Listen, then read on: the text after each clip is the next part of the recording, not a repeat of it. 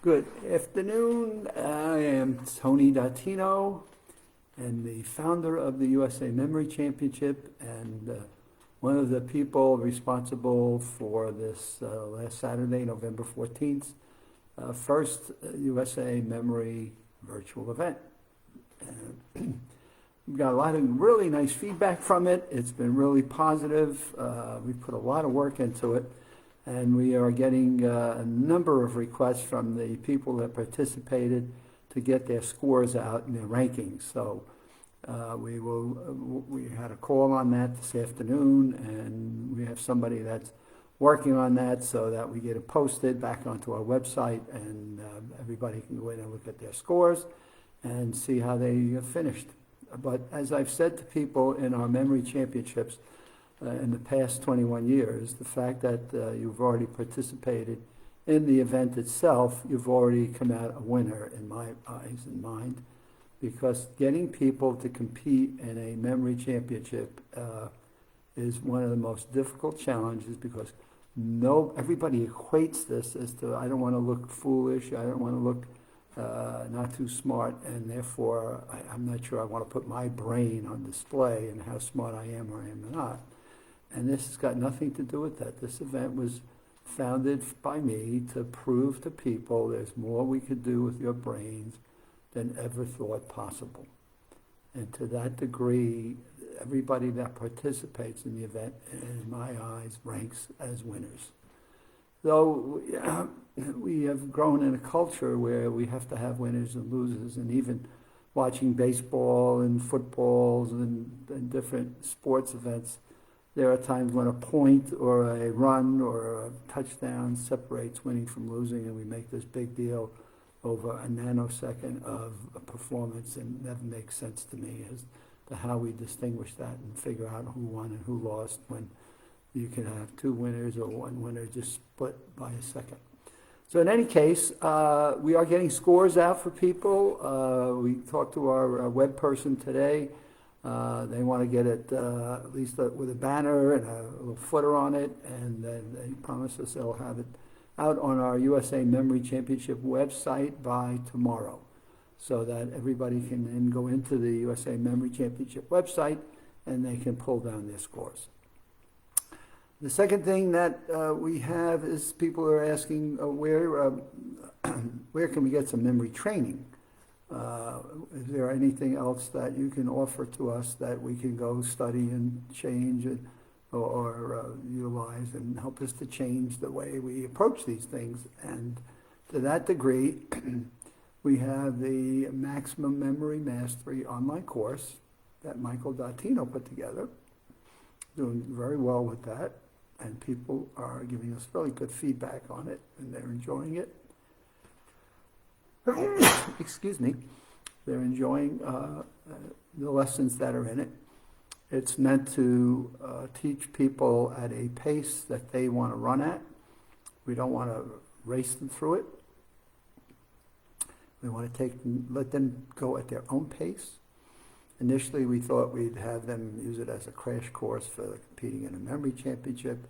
But the feedback we've gotten and the lessons we've learned from the people that have used it and the experiences that Michael Dattino has had in coaching people through it has clearly taught us that it is not a racetrack.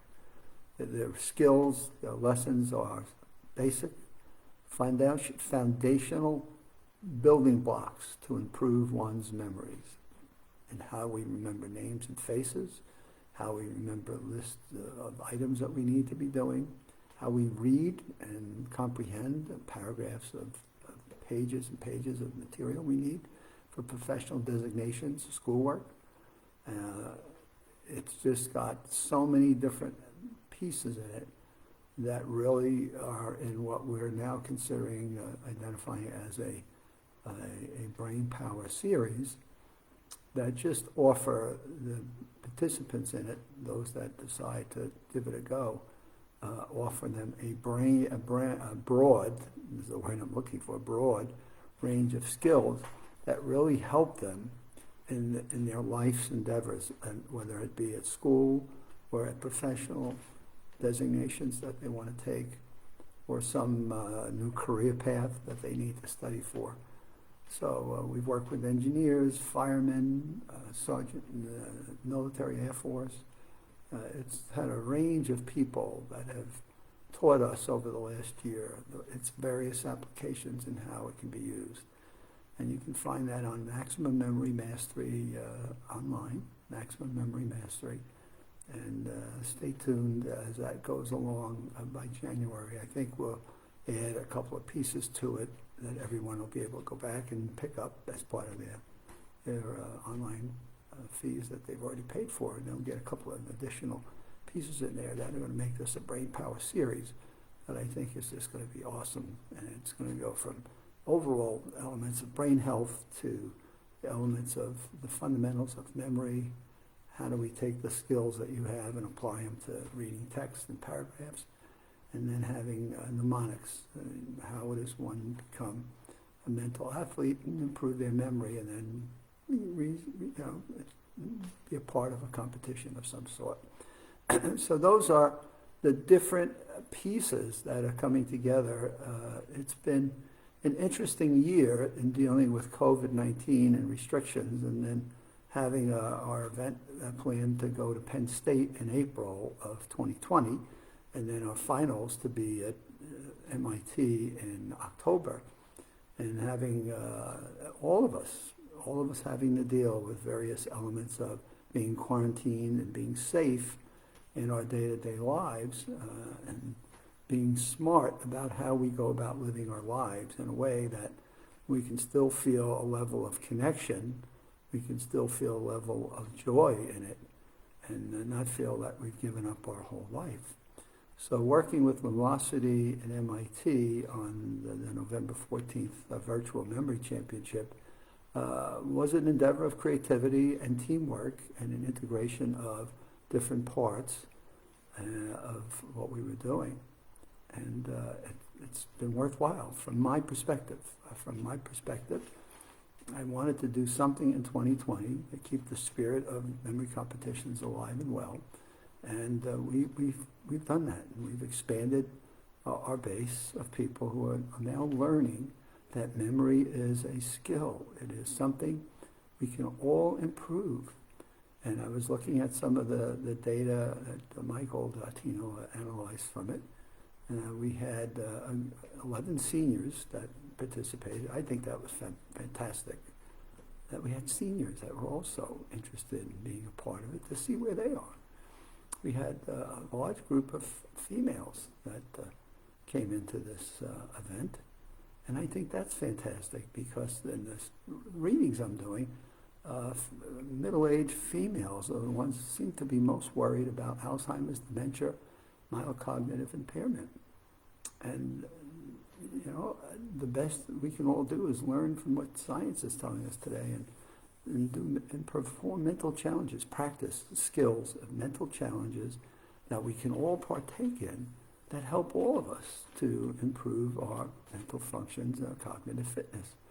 So it was really great to be looking today at an analysis that Michael did on who actually participated, what was their sex and age, and it's a very successful event. So I wanted to get out and share those. And then a third question I did not put in my header here. Could anybody have cheated? And because it's virtual online, could somebody have cheated and done screenshots or make notes or had somebody hold up answers for them in their living room? And I guess they could have. I shouldn't guess. That if they wanted to, they could. But we were trying to make this based on the integrity of the people that participated. We weren't making this about win or losing in the sense that there was some giant big prize that anybody was going to get. So we were really trusting that the people that signed up to participate in this did so for the experience, to see how they did within themselves, and therefore wanted to have an honest reflection of how well they did against a group of people, just to give them some form of a benchmark. So it's been really, really terrific. And now we have work that, believe it or not, the event's over, but we have work because we have 4.5 hours of video that we've captured. And now I want to break that down into little lesson pieces and take some of the nuggets up. The Columbia professor that spoke, the Penn State executive that spoke, MIT people that spoke. We've got so many people that spoke at the event that we now want to take those little lessons and break them into little pieces of 10 to 15 minutes so our audiences can grab little nuggets and walk away with lessons that can make a huge difference in their lives. If they grab the lessons and comprehend what the speakers were saying and realize there's hope for all of us, that any single one of us, if we had the belief we could improve our memory and had the desire to learn a technique, could actually do that. So scores will be coming out tomorrow, so everybody can go in and look at where they scored. Work is coming out now. We're going to start doing next week. I don't know that we'll get to it this week, but we'll start taking the 4.5 hours and breaking it up into little sound bites, or not sound bites, but 10 to 15 minute videos.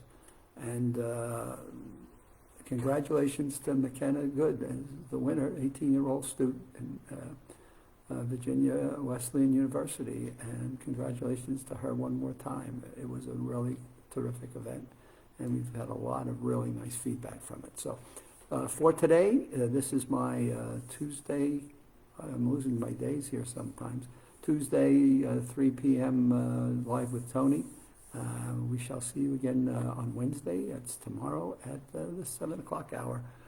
Based on where the schedule goes, I'm bouncing around a little bit, but I do look forward to doing these broadcasts, and I hope you are grabbing some nuggets that can make a difference in your life. So till tomorrow, have a good afternoon and evening, and we'll see you tomorrow.